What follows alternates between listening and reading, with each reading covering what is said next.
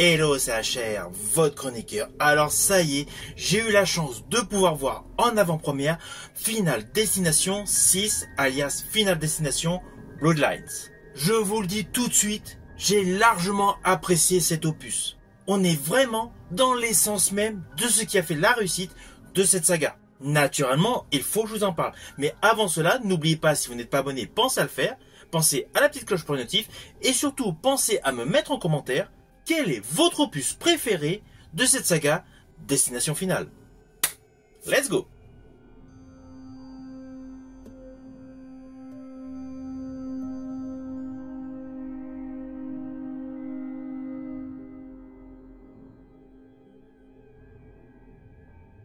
Alors tout d'abord, fiche technique de ce film. Il a pour titre Destination Finale Bloodlines, alias pour le Québec, Destination Finale Les Liens du Sang.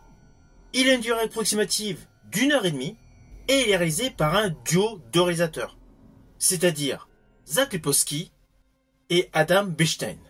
Et toujours sur le côté technique, nous retrouvons parmi la distribution l'acteur Tony Todd. Tony Todd, malheureusement, qui nous a quittés peu après avoir tourné dans ce film.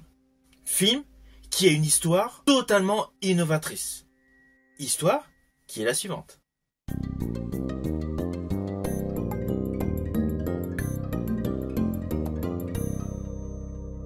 Alors dès le début de ce film, nous nous retrouvons dans le passé. Cela se voit aisément au décor et aux vêtements. On est à la fin des années 60. Nous découvrons un jeune couple qui veut tout simplement manger dans un restaurant localisé en haut d'une tour. Là, il y a des soucis de réservation, s'ensuit des soucis techniques et la tour s'effondre. Alors ne vous inquiétez pas, nous le voyons dans la bande-annonce. Mais voilà, cela se déroule au début de ce film. Mais en fait, il s'agit d'un cauchemar. Cauchemar qu'a assez souvent une jeune étudiante répondant au prénom de Stéphanie. Après moult péripéties, nous réalisons que la mort qui a échappé à ces personnes-là dans les années 60, en fait, se retrouve répercutée sur leurs descendants. Alors ne vous inquiétez pas, je n'irai pas plus loin sur les lignes scénaristiques de ce film. Je souhaite principalement que vous preniez plaisir à le découvrir. Néanmoins, à la fin de cette vidéo, je vous préciserai quelques légers spoils, mais plus par rapport à des détails visuels que j'ai particulièrement aimés. Alors je ne vous cache pas que l'hémoglobine est dans le coup. Mais pour l'heure, place à l'analyse.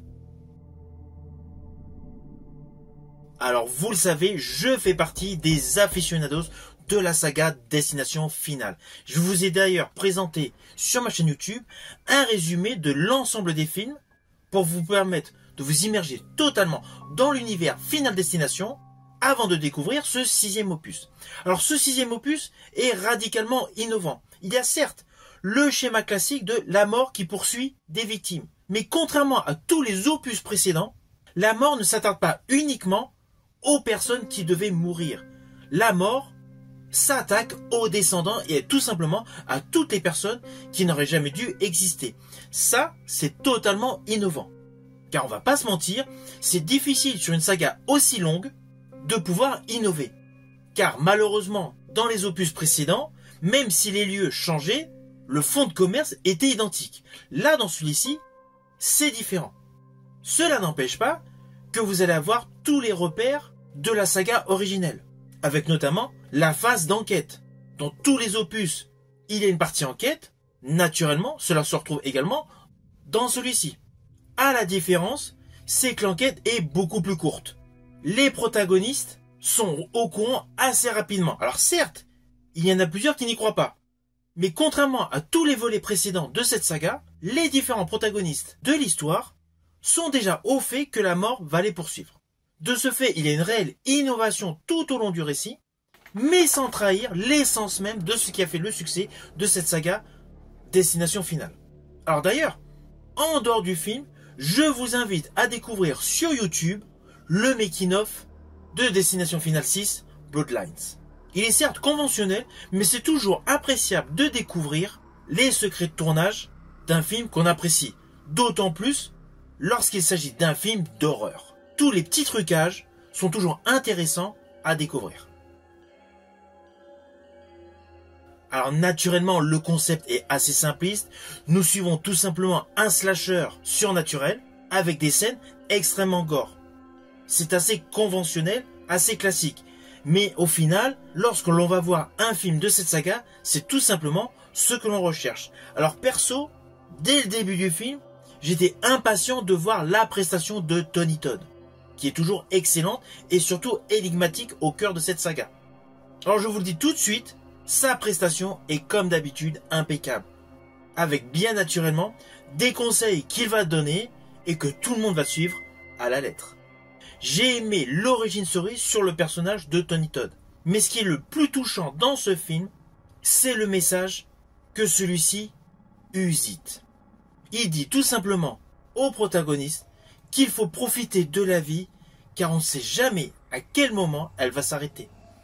C'est une phrase profonde qui est totalement antagoniste avec ce registre de film horrifique. Alors en dehors de la prestation de Tony Todd qui est impeccable et de celle des différents protagonistes qui est totalement en adéquation avec les lignes de dialogue, je tiens à préciser que la réalisation est extrêmement soignée, tout comme la photographie de Christian Sebald, ainsi que la musique de Tim Wynn qui contribue à créer une atmosphère oppressante et totalement immersive, sans oublier naturellement les scènes de mort toujours aussi inventives, mêlant suspense et brutalité, ce qui est tout à fait fidèle à la saga. Alors attention à ce que je vais vous dire, cela s'apparente à des spoils, mais je vous l'ai dit en préambule, c'est juste quelques petits détails visuels que j'ai particulièrement aimés. Le premier est tout simplement l'aventure d'une petite pièce. Une pièce qui a été recueillie par un petit garçon dans un bassin et en fait on y suit tout son périple jusqu'au final du film. C'est un détail visuel que j'ai particulièrement aimé. À cela s'ajoute, parmi toutes les scènes gore de ce film, il y en a une que j'ai trouvé particulièrement réussie avec l'effet du tatouage d'un individu. Cela se déroule au cœur même d'un hôpital, plus précisément au niveau d'un scanner. Voilà. Je n'irai pas plus loin sur les effets visuels. Vous voyez, ce n'est pas du tout des spoils de folie, mais c'est des séquences que j'ai particulièrement aimées. Ah oui. Et également le petit effet d'ouverture de film avec la voie ferrée. Cela fait référence à pas mal de petites séquences que nous retrouvons dans la littérature horrifique de Stephen King.